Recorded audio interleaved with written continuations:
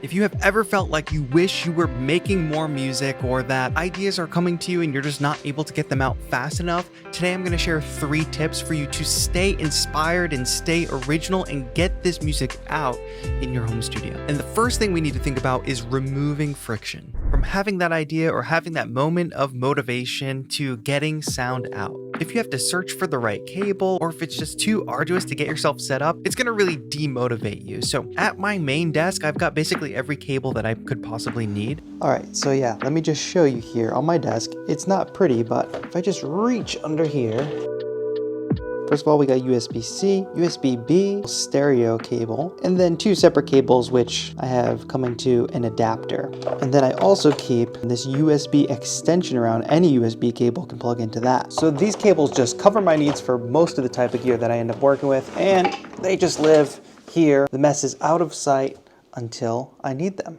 But what I've got here, these are going to help our wiring situation even more. I've got 2 airlocks by Fishman here, and they allow you to go completely wireless, so we didn't have to worry about all that wiring from before. And to talk about reducing friction, you literally just turn these on, turn the receiver on, and they automatically connect.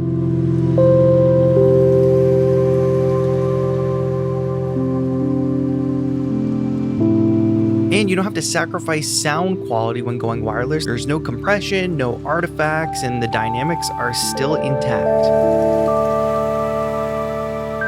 They charge with USB-C and also have USB audio, so you don't even need an audio interface.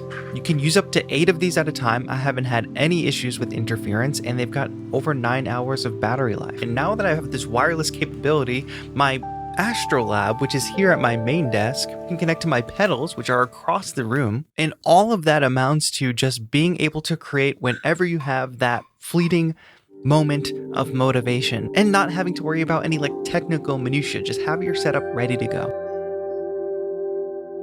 We're going to be using these throughout today's video, but if you have any questions about them, check the link in the description and also leave a comment down below. Happy to answer anything based on my experience. Thank you to Fishman for supporting the channel and sponsoring today's video.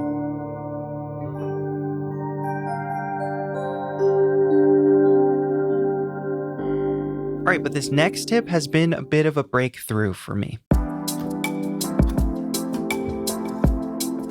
So don't get me wrong, I love Splice, I love Lander. These sample libraries, you just type something in, you can get whatever you need. But of course, everybody else can do that and they can get the exact same samples you're using. And it always feels kind of bad when you hear somebody else using the exact same sample and you're like, damn, did they flip it better than me? So what I have started doing is building my own sample library and having just a dedicated folder for my sampling experiments. So if someday I feel like recording the tongue drum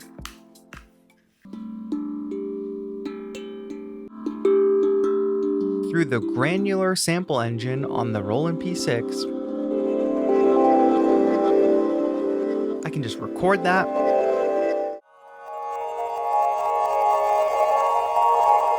capture that sound, save it, and dump it into this folder. So instead of starting a song with a sample that anybody else could get from Splice or something like that, I'm pulling from my own library.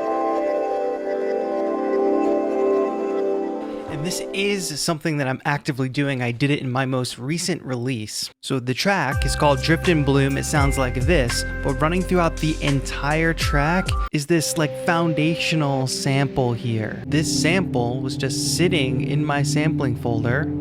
And one day I decided, I needed a little inspiration or something. And I dropped it into this simpler, chopped it up, and it ends up becoming part of the full track.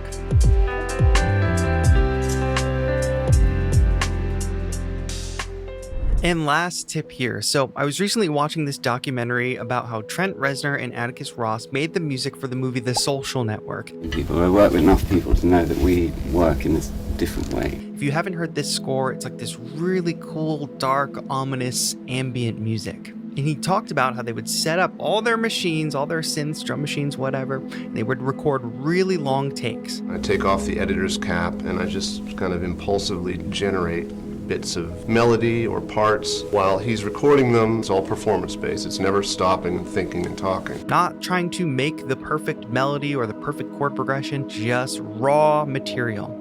Then later they would go back and find the gold nuggets within that raw material. And what it does is it removes the barrier of that critical mind, and it just lets the part of your brain that just wants to play and experiment roam free.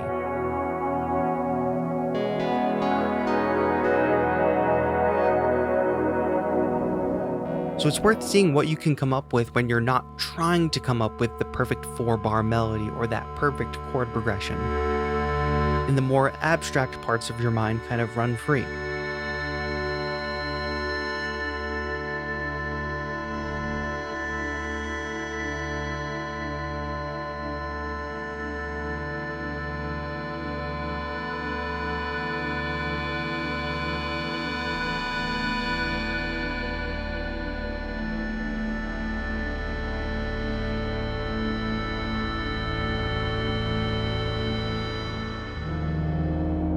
When your studio is set up in a way that you can capture ideas the moment they hit, when you've built your own sample library of sounds, and when you just feel free to experiment without judgment, that is when the magic happens.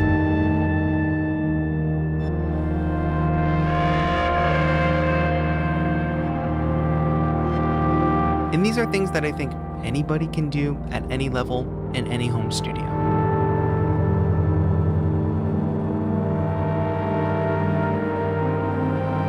Big thanks to Fishman for sponsoring today's video with their new airlock. They definitely help with that idea of reducing friction. So if you want to rig up your studio and have it be wireless so that you can just pull up any synth, any machine, plug it in and start going without having to rewire everything every time, check out the link in the description to find out more about airlock.